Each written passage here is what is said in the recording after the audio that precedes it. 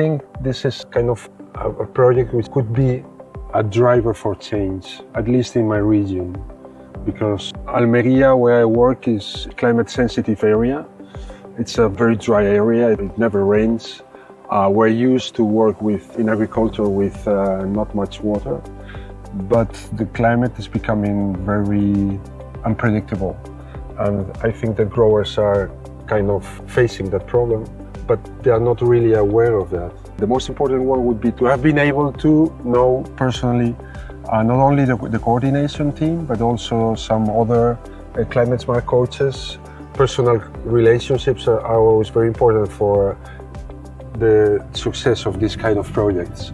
A second gain after coming here is to put into practice some of the techniques and skills that we will have to develop in the next few years.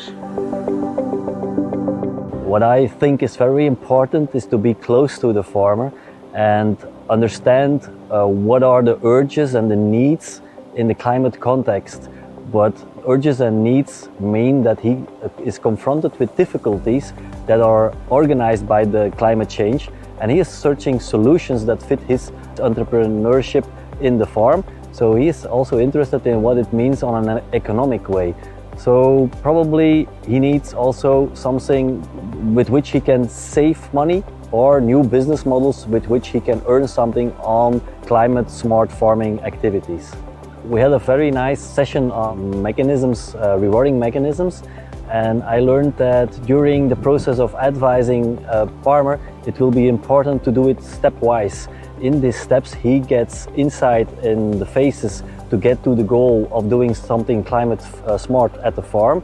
But these steps are very important so that we can celebrate small successes and give him the recognition he deserves for the efforts he's doing in all these steps.